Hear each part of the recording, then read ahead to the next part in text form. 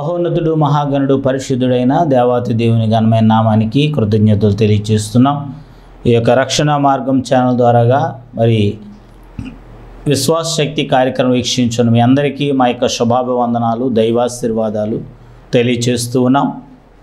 దేవుని బిడ్డలారా, మా యొక్క పిఎఫ్సి ఎస్ఐ విశ్వాస ప్రార్థనా మందిరం కన్నావారి వీధి గోపాలపురం నుండి మరి ప్రసారం చేయబడుతున్న ఈ దివ్యమైన వాక్య సందేశాల ద్వారాగా మీ అందరూ కూడా దినదినాభివృద్ధి పొందుచు, దేవునిలో బలపడుచు, ఆత్మీయంగా స్థిరపడుచు, లోక సంబంధమైన శ్రమల నుండి, కష్టాల నుండి మీరు బయటపడుచు దేవుని యొక్క బిడ్డలుగా కొనసాగాలని మేము అనేకమైన ప్రార్థనల ద్వారా, యాచనల ద్వారా మీ అందరి కొరకు నిరంతరము ప్రార్థిస్తూ ఉన్నాం. కనుక దేవుని సన్నిధిలో మాకున్నటువంటి ఒకే ఒక లక్ష్యము, ఎవరైతే ఈ లోకంలో కష్టాల్లో, కన్నీళ్ళలో, బాధల్లో, అవసరాల్లో ఉన్నారో వారి కొరకు ప్రార్థన చేయటం. ఈ విశ్వాస శక్తి అనే కార్యక్రమం ఎందుకు ఏర్పాటు చేస్తామంటే మీలో విశ్వాసాన్ని పెంపొందించడం, మిమ్మల్ని ప్రశ్నించడం, విసిగించడం, ఇబ్బంది పెట్టడం ఇవన్నీ మాకు లక్ష్యం కాదు. మిమ్మల్ని ప్రశ్నించేటువంటి పరిస్థితి మా దగ్గర లేదు. కానీ మిమ్మల్ని విశ్వాసంలో బలపరిచి పరలోక రాజ్యానికి వారసులుగా చేయాలన్నది ఒకే ఒక ధ్యేయంతో మీ ముందుకు వస్తూ ఉన్నాను.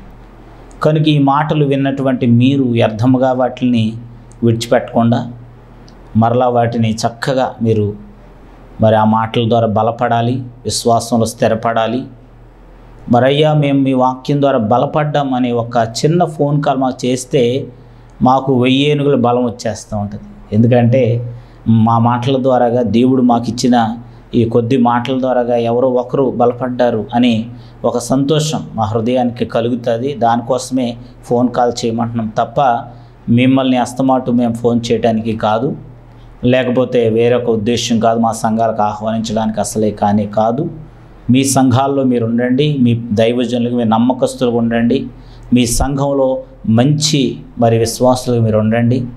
మరి మీరు ఇవ్వాల్సినటువంటి సహాయ సహకారాలు, కానుకలు, దశంభాగాలు మీ సంఘంలో మీరు ఇవ్వండి. మేము దేవుడు మాకు ఇచ్చిన ఈ సమయాన్ని బట్టి ప్రార్థన చేయడానికి మాత్రం వచ్చాం. ఈ ప్రార్థన చేయటం ద్వారాగా, ఈ పరిచర్య చేయటం ద్వారాగా ఆ బహుమానము, ఆ ఆశీర్వాదము, ఆ ప్రతిఫలం మాకు పరలోక రాజ్యంలో ఉంటుంది. పరలోక రాజ్యంలో దేవుడు మాకు ఒక బహుమానం సిద్ధపరచాలని ఈ పరిచర్య మేము చేస్తున్నాం. మా సంఘ బిడ్డలు మాకు ఇస్తున్న సహకారాలను బట్టి వాటిలో కొంత భాగాన్ని ఈ విధంగా మేము ఖర్చు చేస్తున్నాం. కనుక దేవుని చిత్తాన్ని బట్టి మీ అందరూ బలపడాలి, మీ అందరూ వర్ధిల్లాలి మా ఆశయం ఉన్నది. కనుక ఈ యొక్క వారంలో కూడా దేవుని మూలముగా పుట్టిన వారు అనేక ఆశీర్వాదాలకి వారసులు అని మనం మాట్లాడుకొస్తూ వస్తున్నాం. కాబట్టి దేవుని మూలంగా పుట్టిన వానిలో ఏముండాలి అని మనం గత వారంలో ధ్యానం చేస్తాం. అదేంటంటే ఆయన అంగీకరించే వారికి అధికారం ఇస్తానని, పిల్లలకు అధికారం ఇస్తారని చెప్పాడు దేవుడు. అలాగే దేవుణ్ణి మూలంగా పుట్టిన వారు ఆయన్ని తెలుసుకుంటారు, ప్రేమిస్తారు, ప్రేమ వారిలో ఉంటుంది. అలాగే యేసే క్రీస్తు అయి ఉన్నాడని నమ్ముతారు, విశ్వసిస్తారు. వారే దేవుని మూలంగా పుట్టినవారు అని మనం ధ్యానం చేస్తాం. ఈ వారంలో కూడా మరి యొక్క 3 అంశాలు మనం ధ్యానం చేసి దేవుని మూలంగా పుట్టిన వారిగా మిమ్మల్ని స్థిరపరచాలని, దేవుని మూలంగా పుట్టిన వారికి కలిగే ఆశీర్వాదాలకు మిమ్మల్ని వారసులు చేయాలనేది మా ఆశయం అన్నది. ఈరోజు మేమైతే దేవుని బిడ్డలుగా మరి జీవిస్తున్నాం, అనేక మందిని జీవించేలాగా చేస్తున్నాం, అనేక మందిని ఆశీర్వాదాలకు వారసులుగా మేము నిలబెడుతూ ఉన్నాం.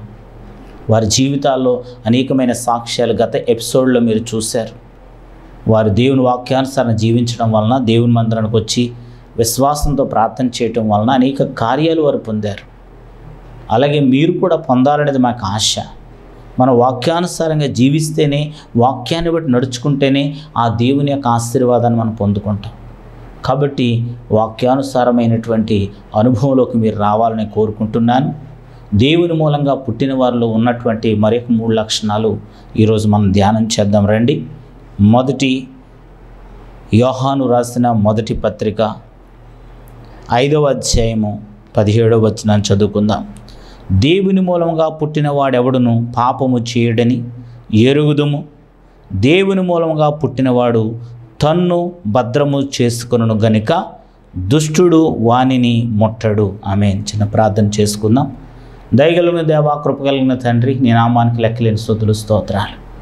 అల్పులమైన మమ్మల్ని ఎన్నుకొని నీ దివ్యమైనటువంటి సందేశాలను ప్రపంచవ్యాప్తంగా ఉండినటువంటి ప్రసానికమైన బిడ్డలు, నీ బిడ్డలైన వారికి ఈ అద్భుతమైన సందేశాలు మీరు ఇస్తున్న విధానం బట్టి వందనాలు. ఏ ప్రాంతంలో ఉండి, ఏ దేశంలో ఉండి, ఏ పట్టణంలో ఉండి నీ బిడ్డలు వింటున్నప్పటికీ ఈ మాటల ద్వారా వాళ్ళు బలపడాలి ప్రభువా. ఈ సమయంలో అల్పుడినైన నేను కాదు నేను మాట్లాడేది, మీరు నీ బిడ్డలతో నేరుగా మాట్లాడి మేము ఆశపడుతున్నాం. నీ వాక్యము నీదై ఉన్నది, ప్రజలు నీ వారై ఉన్నారు, దీన సేవకుడు నీ దాసుడై ఉన్నాడు. మీరే ఈ మానవ స్వరమును మరుగుపరిచి దివ్యమైన స్వరముతో వారితో మాట్లాడి వారికి అవసరమైన మాటలు అందించండి. దేవుని మూలంగా పుట్టిన వారు ఎట్లా దీవించబడతారో, ఎట్లా జీవిస్తారో, ఎట్లా నడుచుకుంటారో నీ బిడ్డలకు బోధించి ఇట్లా పరలోక రాజ్య అనుభవానికి వారిని నడిపించమని, సిద్ధపరచమని, బలపరచమని నజరేయుడైన యేసు నామమున అడుగుచున్నాం పరమ తండ్రి. ఆమేన్. రెండు దేవుని బిడ్డలారా, ఈ సమయంలో మనం చూస్తున్నట్లయితే దేవుని మూలంగా పుట్టినవాడు ఎవడును పాపము చేయడు. This is the very very important point. When you born again in Jesus Christ, you will never do sins. అంటే నీవు ఎప్పటికీ పాపము చేయవు. మనము దేవుని మూలంగా పుట్టిన వారము గనుక మనలో ఏ బీజం ఉందన్నమాట? దేవుని బీజం ఉంది. అది కూడా మనం తర్వాత చదువుతాం. కాబట్టి మనలో పాపమనే బీజం ఉండదు, పాపమనే లక్షణం మనలో ఉండదు. ఆదాము అవ్వల ద్వారా పుట్టినందు వలన ఆ యొక్క ఆదాము అవ్వలలో ఉండినటువంటి ఆ యొక్క రక్తములో నుంచి మన రక్తంలోనికి పాపం ప్రవహించుకుంటూ వచ్చింది. అయితే ఆ ప్రవహించినటువంటి ఆ రక్తంలో మిళితమైపోయినటువంటి ఆ పాపము ఈ రోజున మనిషిని చిన్నపిల్లవాడు ఉన్నప్పటి నుంచే పాపం చేయిస్తూ ఉంటుంది. చిన్న పిల్లవాడికి ఎలా పాపం చేయాలో, ఎలా తప్పు చేయాలో, ఎలా చెయ్యాలో అని మనం నేర్పక్కర్లేదు. వాడు సహజాతంగా ఎదుటివాడిని వెళ్ళి కొడతాడు, సహజాతంగా వెళ్ళి ఎదుటివాడు లాక్కుంటాడు, సహజాతంగానే వాడు అన్నీ చేసుకుంటూ పోతాడు. ఎందుకంటే వాడి బ్లడ్లోనే ఉంది, పాపం ఉంది. కానీ దేవుని మూలంగా పుట్టినటువంటి మనము పాపము చెయ్యజాలము. దేవుని మూలంగా పుట్టినవాడు ఎందుకు పాపం చేయడట? తన్ను తాను భద్రం చేసుకుంటాడంట, కాపాడుకుంటాడంట. కాబట్టి దుష్టుడు వానిని ముట్టడు. కాబట్టి దేని బిడ్డలారా, ఈ సమయమందు చాలా జాగ్రత్తగా మనం పరిశీలన చేయాలి. దేవుని మూలంగా పుట్టినవాడు పాపం చేయడు, కానీ తనను తాను భద్రం చేసుకుంటాడు, కాపాడుకుంటాడు. కాబట్టి దుష్టుడు వాడిని ముట్టలేడు. భద్రం చేసుకునేవాడు బట్టబయలుగా పరుగులు తీస్తాడండి. ఒక పక్షి తన పిల్లల్ని చక్కని గూడులో పెట్టి భద్రం చేసుకుంటుంది. లేకపోతే ఆ గుడ్డు పట్టుకెళ్ళి నడు రోడ్డు మీద పెడుతుందా? అక్కడ భద్రత ఉందా? ఆ గుడ్డు పట్టుకెళ్ళి ఎక్కడైనా చిటారు కొమ్మను పెడుతుందా? లేకపోతే చెట్టు మొదలు పెడుతుందా? ఎక్కడో మధ్యలో భద్రంగా జాగ్రత్తగా పెడుతుంది తన గుడ్డు. ఈ రోజున మనుషులు భయము భక్తి లేకుండా ఈ లోకంలో ఎక్కడ పడితే అక్కడ తిరుగుతున్నారు. నీకు భద్రత ఎక్కడ ఉంటుంది? అక్కడ ఎవరు పడితే వాళ్ళతో తిరుగుతూ, ఎవరితో వాళ్ళతో సహవాసం చేస్తూ, ఎవరు పడితే వాళ్ళతో చాటింగ్ చేస్తూ, ఎవరు పడితే వాళ్ళతో ఫోన్లో మాట్లాడుతూ నీకు భద్రత ఏది? నువ్వు దుష్టుడు ఉండే చోట్లకల్లా వెళ్ళి వాళ్ళతో నువ్వు సహవాసం చేస్తున్నావు. నువ్వు దుష్టుడు దగ్గరికే వెళ్ళి నువ్వు కావాలని వాడి దగ్గర కూర్చుంటున్నావు. వాడు ఎందుకు ముట్టలేడు నిన్ను? దయచేసి గమనించాలి. నిన్ను నీవు భద్రం చేసుకోవాలి. నువ్వు దేవుని సంఘంలో ఉండాలి, నీ కుటుంబంలో ఉండాలి, నువ్వు చదువుకునే కాలేజీలో ఉండాలి, నువ్వు వర్క్ చేసే ఆఫీస్లో ఉండాలి. ఇవే నీ స్థలాలు. ఆఫీస్ నుంచి నేరుగా ఇంటికి రావాలి, కాలేజ్ నుంచి నేరుగా ఇంటికి రావాలి, మందిరం నుంచి నేరుగా ఇంటికి రావాలి. మధ్యలో ఎక్కడెక్కడ అవుతున్నావు నువ్వు? మధ్యలో ఏమేం పనులు చక్కబెడుతున్నావు నువ్వు? దేవుడు నేను ప్రశ్నిస్తున్నాడు. నీవు భద్రం చేసుకో. మొట్టమొదట నిన్ను నువ్వు భద్రం చేసుకుంటే దుష్టుడు నిన్ను ముట్టలేడు. ఈ రోజున ఎన్ని అత్యాచారాలు జరుగుతున్నాయి, ఎన్ని మానభంగాలు జరుగుతున్నాయి, ఎన్ని రేపులు జరుగుతున్నాయి. గల కారణం తెలుసా? స్త్రీలైన చాలామంది అజ్ఞానము వలె, అజ్ఞానముతో అందరినీ గుడ్డిగా నమ్మి, అందరినీ స్నేహితులుగా చేసుకుని, వాడు ఎలాంటి వాడు, ఎలాంటి పద్ధతులు ఉన్నాయో, ఏం చేస్తాడో తెలియక గుడ్డిగా నమ్మి వెళ్ళి మోసంలో పడుతున్నాడు. దయచేసి జాగ్రత్త. పాపం చేయాల మనస్సు నీకు లేదు, పాపంతో జీవించాలని మనస్సు నీకు లేదు. కానీ నిన్ను నువ్వు భద్రం చేసుకోలేకపోతున్నావు, నిన్ను నువ్వు కాపాడుకోలేకపోతున్నావు. దుష్టుడు అందుకే ముడుతున్నాడు, దుష్టుడు అందుకే నీకు హాని చేస్తున్నాడు, దుష్టుడు అందుకే నీ కుటుంబానికి ఇబ్బందులు కలుగు చేస్తున్నాడు. అపవాదితో మనం ఇప్పుడు కూడా సహవాసం చేయకూడదు. ఆదాము అవ్వలు సహవాసంగా ఉన్నారు, ఏ ప్రాబ్లం రాలేదు. దేవునితో సహవాసం చేశారు, ఏ ప్రాబ్లం రాలేదు. ఎప్పుడైతే సర్పముతో మాట్లాడడం ప్రారంభించిందో అప్పుడే సమస్యలు ప్రారంభమయ్యాయి. అపవాదితో సహవాసం మనకు అవసరం లేదు.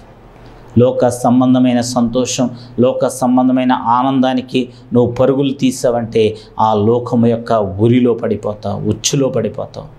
దయచేసి గమనించండి, దేవుని మూలముగా పుట్టిన వారు భద్రం చేసుకుంటారండి, పాపము చేయరండి. వాళ్ళు ఎలా ఉంటారండి? దుష్టుడు వాని ముట్టలేడు.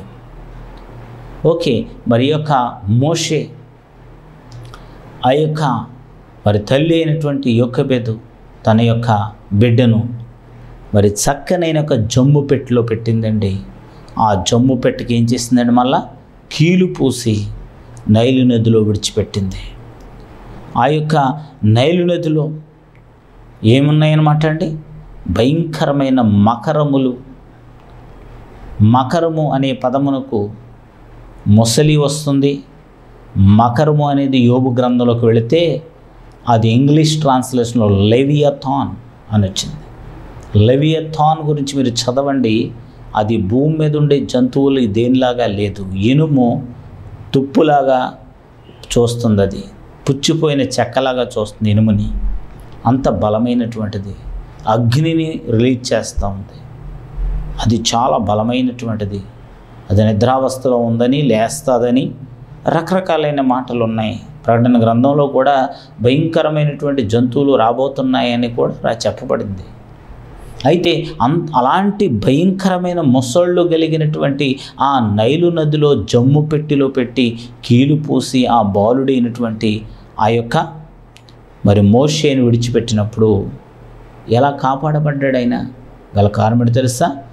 ఈ యొక్క జమ్ము పెట్టి అనగా సంఘమునకు సాదృశ్యంగా ఉంది. కీలు పూసిన కీలు అనగా పరిశుద్ధాత్మకు సాదృశ్యంగా ఉంది. కాబట్టి మనము కూడా సంఘములో ఉండాలి, పరిశుద్ధాత్మ అనబడిన కీలుతో పూయబడి ఉండాలి. ఆ మధ్యలోనే ఉండాలి. సంఘముని చుట్టూ ఉండాలి, నీవు మధ్యలో ఉండాలి. ఆ పైన పరిశుద్ధాత్మ అనబడిన కీలు పోతూ ఉండాలి. ఇవి ఉన్నాయా మన జీవితాలకి? మందిరానికి ఎప్పుడు వెళ్తున్నావు? నువ్వు ఆదివారం వెళ్ళగలుగుతున్నావా? శుక్రవారం మంగళవారం జరిగితే వెళ్ళగలుగుతున్నావా? దేవుని ఆరాధించగలుగుతున్నావా? బిజీలో పడిపోయి లోకంలో తిరుగుతున్నావు కదా, మరి దుష్టుడికి దొరికిపోతూ ఉన్నావు కదా. నువ్వు దేవుని మందిరంలో ఉంటే దుష్టుడు నిన్ను తాకలేడు. అందుకనే మొసళ్ళు వాటిని ఆయన్ని ఏమి కూడా ముట్టుకోలేకపోయింది. చక్కగా మరి చక్కని ఫరో ఇంట్లో ఫరో కుమార్తెకి కుమారుడుగా దేవుడు ఆయన నడిపించాడు. ఆమేన్, హల్లెలూయా. ఈ రోజున నీ జీవితంలో కూడా ఒక చక్కనైనటువంటి ఆశీర్వాదానికి వారసులుగా నువ్వు అవ్వాలి అంటే, ఒక రాజ కుటుంబంలో అడుగు పెట్టాలి అంటే నువ్వు సంఘములో ఉండాలి. పరిశుద్ధాత్మనబడిన కీలు పూయబడిన ఒక కాపుదల్లో భద్రతలోనూ ఉండాలి. పరిశుద్ధాత్మ చేత నువ్వు కాపాడబడుతూ ఉండాలి. కనుక ఇవన్నీ కూడా జాగ్రత్తగా మనం కలిగి ఉండాలండి. అప్పుడే నీవు పాపమునకు నువ్వు లోని కావు, లోకమునకు నువ్వు లోని కావు. కాబట్టి ఈ యొక్క సమయాన్ని బట్టి దేవుని మూలంగా పుట్టినవాడు పాపము చేయడు, తనను తాను భద్రం చేసుకుంటాడు. కాబట్టి దుష్టుడు మనల్ని ముట్టలేడు. దేవుని వాక్యం ముందుగా తెలియపరిచినప్పుడు మనం దానికి లోబడతాం, దాని ప్రకారంగా మనం జీవిద్దాం. మరి యొక్క అంశంలోకి వెళదాం. అదే మరి యోహాను రాసినటువంటి మొదటి పత్రిక 3వ అధ్యాయము 9వ వచనం చూసినట్లయితే, దేవుని మూలంగా పుట్టిన ప్రతి వానిలో ఆయన బీజము నిలచును గనుక వాడు పాపము చేయడు, వాడు దేవుని మూలంగా పుట్టినవాడు గనుక పాపము చేయజాలడు. ఆమేన్. చూడండి దేని బిడ్డలారా, దేవుని వాక్యం ఎంత స్పష్టంగా మాట్లాడుతూ ఉంది. దేవుని మూలంగా పుట్టినవాడు పాపము చేయడం ఇందాక తెలుసుకొని, ఇప్పుడు ఆ సబ్జెక్ట్ ఇంకా డెప్త్కి తీసుకెళ్ళి ఎందుకు పాపము చేయడు చెయ్యజాలడు అని మాట్లాడుతున్నాడంటే, అతనిలో ఏ బీజం ఉందంట? దేవుని బీజం అతనిలో ఉంది. దేవుని బీజం, అపవాది బీజం మనలో వేశాడు. ఆ మంచి చెడుల పండు తినటం ద్వారా ఈ రోజున యేసు క్రీస్తు ప్రభువారు కార్చినటువంటి ఆ రక్తము ద్వారాగా మనలో ఏ బీజం పెట్టబడిందంటే దేవుని బీజము మనలోనికి వచ్చింది. ఎప్పుడైతే మనము ఆ రొట్టెను ద్రాక్షరసమును స్వీకరిస్తున్నామో దానిలో నుంచి దేవుని బీజం మనలోనికి వచ్చేస్తాం. ఆ దేవుని బీజం మనలోనికి వచ్చినప్పుడు మనం ఏం చేయమంటండి? పాపము చేయడు, పాపము చెయ్యజాలడు. ఎంత అద్భుతమైనటువంటి మాట మనం ఇక్కడ చూస్తూ ఉన్నాం దేవుని బిడ్డలారా. కనుక ఇది చాలా ముఖ్యమైనటువంటి సందర్భం. ఇది చాలా అవసరమైన. దేవుని మూలంగా పుట్టిన మనలో దేవుని బీజం ఉండాలి. దేవుని లక్షణాలు. దేవుని బీజం అనగా ఒక బీజము మనలో నాటబడినప్పుడు, బీజం అనగా ఒక విత్తనం. ఆ విత్తనం, కొబ్బరి చెట్టు వేసామనుకోండి, కొబ్బరికాయ వేసాం, ఆ చెట్టు కొబ్బరికాయలు కాస్తుంది. కొబ్బరికాయని పాతి పెడితే తాటికాయలు కాస్తే ఎలా ఉంటుంది? అది లోన తాటికాయది కాబట్టి బయటికి తాటికాయలు కనిపిస్తుంది. ఈత గింజ వేస్తే ఈతకాయలు కనిపిస్తుంది. ఇప్పుడు పరిస్థితి ఏంటంటే, నాలో దేవుని బీజం అంది చెప్తున్నారు కానీ బయటికి కాయలు మాత్రం అపవాది కాయలు కనబడుతున్నాయి, అపవాది ఫలములు. గల కారణం ఏంటంటే, మనలో దేవుని బీజం ఉందని చెప్పుకుంటున్నాం కానీ దేవుని బీజం మనలో లేదు. దయచేసి దేవుని బీజమును మనం పొందాలి. దేవుని బీజం మనలో ఉంది అంటే దేవుని క్రియలు మనలో ఉండాలి, దేవుని పరిశుద్ధత మనలో ఉండాలి, దేవుని ఆత్మ మనలో ఉండాలి, దేవుని యొక్క ఆశీర్వాదం, అభిషేకం, మరి దేవుని యొక్క శాంతి, సమాధానం, ప్రేమ, సంతోషము, ఇవన్నీ ఏంటండి? ఆత్మఫలం. మంచితనము, దయాళుత్వం, దీర్ఘశాంతం, ఇవన్నీ కూడా ఆత్మఫలము యొక్క భాగములు. ఆత్మఫలం మనలో కనిపిస్తుందా? శరీర క్రియలు మనలో కనిపిస్తున్నాయా? దేవుని బీజం ఉన్న వాళ్ళల్లో ఆత్మఫలం కనబడుతుంది. ఆత్మఫలం మనలో ప్రస్ఫుటంగా కనిపించాలి. దయచేసి దేవుని బిడ్డలారా, మనలో దేవుని బీజం ఉంది కనుక మనం ఎన్నటికీ కూడా లోకం వైపునకు మనము పరుగులు తీయరాదు. లోకమును ఆశించకూడదు. లోక సంబంధమైన క్రియలకు మనం ఏమాత్రం కూడా లొంగిపోకూడదు. దేవుని బిడ్డలారా, అగస్టిన్ అనబడిన ఒక గొప్ప దైవజనుడు, ఆయన కూడా లోక సంబంధంగా ఉన్నప్పుడు భయంకరమైనటువంటి పాపములతో, వేశ్యలతో రకరకాలుగా అతను జీవించాడు. కానీ ఎప్పుడైతే అతను మార్పు చెందాడో, ఎప్పుడైతే అతని జీవితాన్ని మారు మనసు పొందాడో, వాళ్ళు పిలిచినా కూడా చెప్పాడు, ఇదిగో మీరు అనుకుంటున్నటువంటి అగస్టిన్ చనిపోయాడు, ఇప్పుడు క్రొత్త అగస్టిన్ మరి ఇప్పుడు జీవిస్తూ ఉన్నాడు, నాలో ఆ బీజం లేదు అని చెప్పి ముందుకు వెళ్ళిపోయాడు. కనుక ఈరోజు కూడా నీవు పాత ఫ్రెండ్స్కి, పాత స్నేహితులకి మరి వాళ్ళ పిలుపునకు నువ్వు లోబడుతున్నావు అంటే నీలో ఏముందన్నమాట? ఆ యొక్క లోక సంబంధమైనటువంటి ఆ బీజము మీలో ఉన్నదని గ్రహించాలి. ఆ బీజం మనలో పోవాలి. దేవుని బీజం మనలో ఉండాలి. ఒక తామర పుష్పాన్ని మనం చూస్తే దేని బిడ్డలారా, అది ఒక బురద గుంటలో పెరుగుతుంది, బురదలో జీవిస్తుంది, బురదలో పుడుతుంది, బురదలో పెరుగుతుంది. కానీ బురద దాని మీద ఉంటుందా? తామర పుష్పం మీద కానీ, తామర ఆకు మీద కానీ ఒక బురద వేయండి, బురద చెమ్మండి, బురద నీళ్లు వేయండి, దానికి ముట్టుకుంటాయా? దానికి అంటుకుంటుందా? అంటుకోదు. ఎందుకో తెలుసా? దాని మీద ఒక మైనపు పూత ఉంది. ఆ మైనపు పూతే పరిశుద్ధాత్ముడు. లోకము బురద చల్లటానికి చూస్తుంది, పాపం వేయడానికి చూస్తుంది, పాపంలో పడవేయడానికి చూస్తుంది. కానీ మనలో ఎప్పుడైతే ఆ పరిశుద్ధాత్మ అనబడిన ఆ మైనపు పూత మనల్ని కాపాడుతూ ఉంటుందో, ఆ యొక్క మరి బురద నీళ్లు కాస్త ఏమైపోతాయండి, మనకు అంటుకోకుండా కిందకి జారి పడిపోతాయి. త్రుటిలో మనం తప్పించుకుంటాం, త్రుటిలో దేవుడు మనం తప్పిస్తూ ఉంటాడు. కనుక పాపంలో మనం ఎప్పుడు సంతోషించకూడదు, ఆనందించకూడదు. పాపం చేసేవాళ్ళని చూసి ప్రభావితం అవ్వకూడదు. వాళ్ళు పొందే ఆనందాన్ని, సంతోషాన్ని చూసి మనం ఎప్పుడు కూడా ఆకర్షితులం కాకూడదు. ఎందుకంటే మన సంతోషం, మన ఆనందం, మన యొక్క దీవెన, మన ఆశీర్వాదం అంతా పరలోక రాజ్య సంబంధమైనది, పరిశుద్ధమైనది. అది మన జీవితాల్లో మనం కలిగి ఉండాలి తప్ప లోక సంబంధమైనది ఎప్పుడూ కూడా మనము చేయకూడదు. కనుక దేవుని బిడ్డలారా, మనం చూస్తూ ఉన్న ఈ సందర్భంలో దేవుని మూలంగా పుట్టిన వాడిలో ఆయన బీజం నిలిచింది. మనలో దేవుని బీజం ఉంది. మనం ఎన్నటికీ కూడా పాపము చేయ జాలము అనే సత్యాన్ని మీరు గుర్తుపెట్టుకోవాలి. మూడవదిగా మనం చూసినట్లయితే అదే యోహాను రాసిన మొదటి పత్రిక 5వ అధ్యాయం 4వ వచనం, దేవుని మూలంగా పుట్టిన వారును లోకమును జయించుదురు, లోకమును జయించిన విజయము మన విశ్వాసమే. దేవుని బిడ్డలారా, దేవుని మూలంగా పుట్టిన వారు లోకమును జయించుదురు.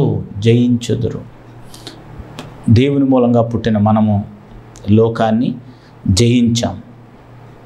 లోక సంబంధమైన క్రియలు మనలో లేవు. లోకమును జయించిన విజయము మన విశ్వాసమే. మన కార్యక్రమం కూడా ఏంటి? విశ్వాస శక్తి అనగా ఏంటి? విశ్వాసము ద్వారాగా, శక్తి ద్వారాగా మనం ఏం చేస్తాం? లోకాన్ని జయిస్తాం. లోకంలో ఉన్నదంతయు నేత్రాస, శరీరాస, జీవపుడంబం. ఓకే, ఈ మూడింటిని ఎప్పుడైతే జయించేసామో మనం ఏమైపోయాం అన్నమాట? జయశాలుడు మనందరం కూడా. యేసుక్రీస్తు ప్రభువారు కూడా ఆయనకి ఇవ్వబడిన ఒక బిరుదు జయశాలి. జయించాడు ఆయన, లోకాన్ని జయించాడు, పాపాన్ని జయించాడు, శాపాన్ని జయించాడు, సంఖ్యలు జయించాడు, రోగాలు జయించాడు, అన్నింటినీ జయించాడు ఆయన. దేవుని బిడ్డలారా, ఆయన జయించి మనందరినీ జయశాలుడుగా ఆయన నిలబెట్టి ఉన్నాడు. కనుక మరి యొక్క సందర్భంలో మనము లోకమును జయించామా? లోకము చేత మనం జయించబడ్డామా? లోకములో ఉన్నదంతా కూడా చెప్పడం జరిగింది. ఈ మూడింటితోటే అపవాది మన మీద దాడి చేస్తాడు. మొట్టమొదటిగా కంటి చూపు ద్వారాగా నిన్ను ఆకర్షితులను చేస్తాడు. రెండవదిగా శారీరకమైన ఆశలను, కోరికలను పుట్టించి నిన్ను పాపంలోనికి లాగుతాడు. మూడవదిగా ఈ రెండింటికి లొంగకపోతే మూడవ బాణం వేస్తాడు, అది జీవపు డంబం. నీకు పదవులు ఇస్తాను, నీకు గొప్ప పేరిస్తాను, ఘనత ఇస్తాను, ఉన్నత స్థితిని ఇస్తాను అని మనల్ని ప్రలోభాలకు గురి చేస్తాడు. యేసుక్రీస్తు ప్రభువారిని కూడా 40 దిన ఉపవాసం చేసి వచ్చిన తర్వాత వెంటనే 3 రకాలుగా దాడి చేశాడు. ఇదిగో ఈ రాళ్లను రొట్టెలగినట్లుగా ఆజ్ఞాపించి వాటిని తిను, శరీరాశ పుట్టించాడు. కానీ దానికి లొంగలేదు. ఇదిగో మరి ఈ యొక్క లోక రాజ్యాలన్నీ కూడా చూడు, ఇవన్నీ నీకు ఇచ్చేస్తాను, నన్ను నమస్కరించు, నేను దేవునికి తప్ప మరి ఇదిగో ఈ యొక్క ఆలయం నుంచి కిందకి దూకే నిన్ను దేవదూతలు ఎత్తుపడుతున్నారు. దేవుణ్ణి శోధించు. నేను ఎప్పుడైనా బై మిస్టేక్ మనం పడిపోతే నువ్వు ఆలోచించాలి, కావాలని పడిపోతే ఎవరు మాట్లాడుతున్నారు. కాబట్టి యేసుక్రీస్తు ప్రభువారు కూడా ఈ మూడింటిని జయించారు. మనం కూడా ఈ లోకం సంబంధమైనటువంటి క్రియలను జయించే వారంగా ఉంటే మనం జయించినటువంటి మన జయ జీవితంలో మనము సమస్తాన్ని జయిస్తాం. ఎప్పుడైతే లోకాన్ని జయించావో నువ్వు ఈ యొక్క అప్పుల బాధను జయిస్తావు, రోగాలను జయిస్తావు, శ్రమలను జయిస్తావు, శోధన జయిస్తావు, శత్రువును జయిస్తావు. రోజున యేసుక్రీస్తు ప్రభువారికి ఇవ్వబడిన అధికారం ఏంటి తెలుసా? నీ శత్రువులను నీ తలను నీ పాదములతో చితుగా తొక్కిస్తాను అని దేవుడు వాగ్దానం. కాబట్టి ఈ యొక్క లోక సంబంధమైనటువంటి అపవాదిని, సాతానుని అపవాదిని లేకపోతే శత్రువుని కూడా చేతగా తొక్కగలిగినటువంటి సర్వోన్నతమైన శక్తిని దేవుడు మనకు అనుగ్రహిస్తాడు. కనుక దేవుని బిడ్డలారా, మీరు గ్రహించండి. ఈ యొక్క మరి భాగంలో మనం ధ్యానం చేస్తూ వచ్చాము. దేవుని మూలంగా పుట్టిన వాడు పాపము చేయడు, భద్రము చేసుకుంటాడు. అలాగే దుష్టుడు అతన్ని ముట్టడు అని తెలుసుకున్నాం. దేవుని మూలంగా పుట్టిన వాడిలో బీజము నిలుస్తుంది కాబట్టి పాపము చేయడు, పాపము. చివరిగా దేవుని మూలంగా పుట్టిన వారందరూ లోకమును జయించుదురు.